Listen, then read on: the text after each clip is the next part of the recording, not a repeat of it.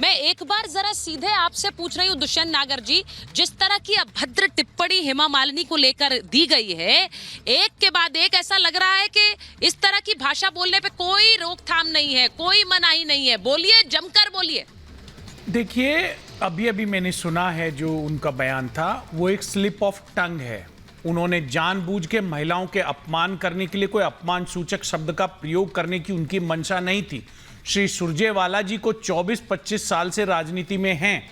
सबसे कम उम्र के युवा विधायक वो चुने गए थे और लगातार वो संगठन में और पब्लिक कार्यों में आप देख लीजिए, उन्होंने एक भी बयान आज तक महिलाओं के लिए भद्दी टिप्पणियां स्लिप ऑफ टंग से हो जाती है। नहीं दिया महिलाओं का। सर, मैं माफी चाहती हूँ, लेकिन ये आपको बता सकती हूँ कि महिलाओं के लिए जो भद्दी टिप्पणियां की जाती है वो तभी होती है जब आपकी सोच उस तरह की हो। और फिर आप बोल दीजिए और बाद में बचने के लिए बोलिए कि स्लिप ऑफ टंग है।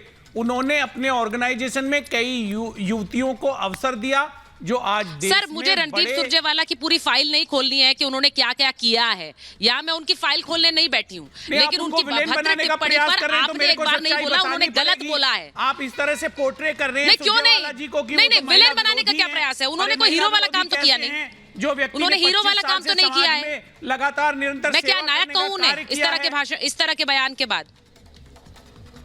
इस तरह के बयान के बाद हीरो नहीं बोल सकती उन्हें मैं। चारू जी, जिस तरह का बयान आया, मैंने आज शुरुआत में कहा क्या कांग्रेस अपनी हार की स्क्रिप्ट खुद लिख रही है?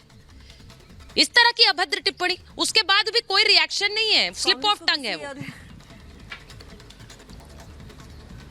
जी बिल्कुल, कहते हैं कि कभी कभी कोई कुल्हाड़ी पे पैर रख देता है, यहाँ पर लाकर इन्होंने कुल्हाड़ी खुद अपने पैरों पर मार ली है।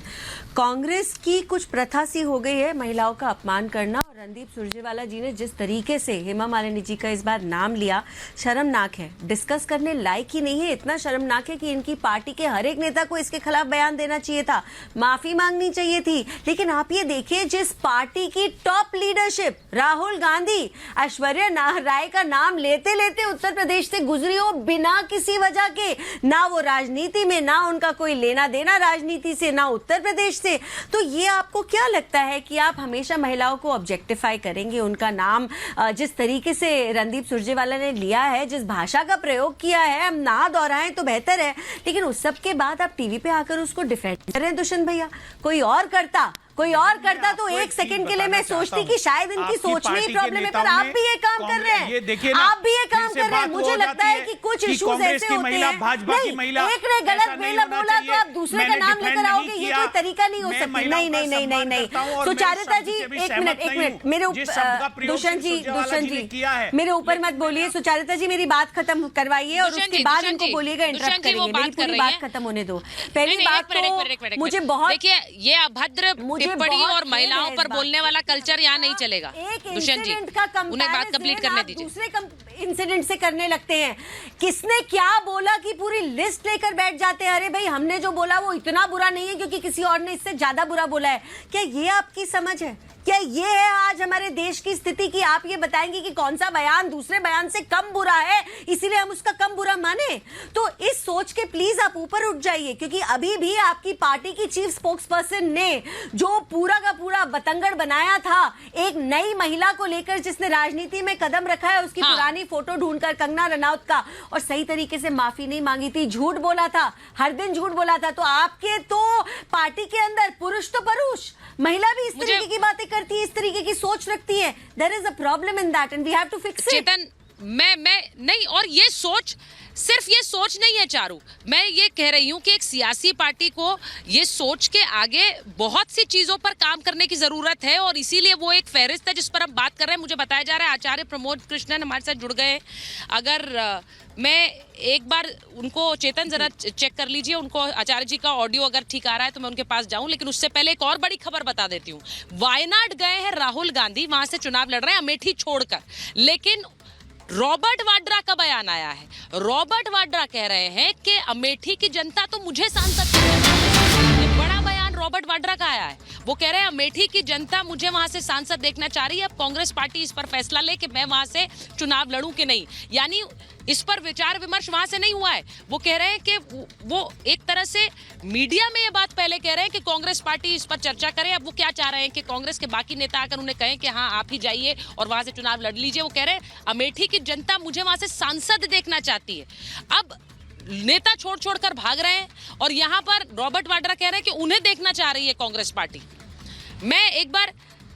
मैं आचार्य प्रमोद कृष्णम जी के पास जाऊंगी, लेकिन उससे पहले ये बता दूं आचार्य जी कि आपने कहा क्या है।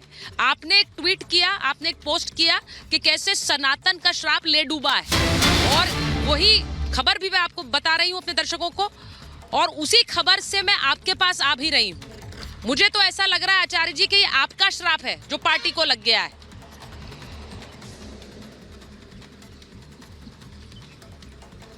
देखिए सुचारिता जी, किसका श्राप लगा, किसको लगा, क्यों लगा, कब लगा, ये विषय इतना महत्वपूर्ण नहीं है। महत्वपूर्ण विषय ये है कि एक अच्छे लोकतंत्र में विपक्ष को कांग्रेस पार्टी को निभाना चाहिए। कांग्रेस पार्टी वो पार्टी है कि जिससे उम्मीद थी देश की जनता को कि वो एक अच्छे स्वस्थ और सशक्त विपक्ष की भूमिका निभाएगी। लेकिन पिछले 11-12 सालों से जब से कांग्रेस पार्टी की कमान आदरणीय राहुल गांधी जी के हाथ में आई है, राहुल गांधी जी और उनकी टीम फैसला लेना शुरू जब से उन्होंने किया है, तब से कांग्रेस का ग्राफ लगातार गिरता जा रहा है। और सच बात यह है, कांग्रेस के अध्यक्ष सोनिया जी रही हों, राहुल जी रहे हों, खड़गे जी रहे हों या फिर सोनिया जी, लेकिन फैसले राहुल जी के हैं। तो अगर कांग्रेस पार्टी बर्बाद हो रही है, कांग्रेस पार्टी का नुकसान हो रहा है, कांग्रेस पार्टी लगातार कमजोर हो रही है, कांग्रेस को लोग छोड़ते जा रहे हैं, वो भी एक दो लोग नहीं, दर्जनों लोग, अशोक चौहान, सुष्मिता देव, जितिन प्रसाद, अर्पण सिंह, अशोक तंवर, है ना, संजय निरुपम, गौरव बल्लभ, ये सारे के सारे वो लोग हैं, कपिल सिब्बल, गुलाम नबी आजाद, ये सब वो लोग हैं जिन्होंने इंदिरा जी के साथ काम किया, राजीव जी के साथ काम किया, सोनिया जी के साथ काम किया और राहुल जी के साथ काम किया। ये सब अगर छोड़ रहे हैं तो सब तो ये नहीं कह सकते ना कि इन सबको ईडी का डर था, सीबीआई का डर था। तो मुझे लगता है कि कांग्रेस पार्टी अपने रास्ते से भटक गई है। और कांग्रेस पार्टी वो पार्टी थी जो महात्मा गांधी के रास्ते पे चलकर यहाँ तक आई। महात्मा गांधी का रास्ता क्या था? महात्मा गांधी की हर सभा की शुरुआत होती थी रघुपति राघव राजा राम, पतित पावन सीताराम। कांग्रेस पार्टी वो पार्टी थी जिसका नारा होता था वंदे मातरम, भारत माता की जय।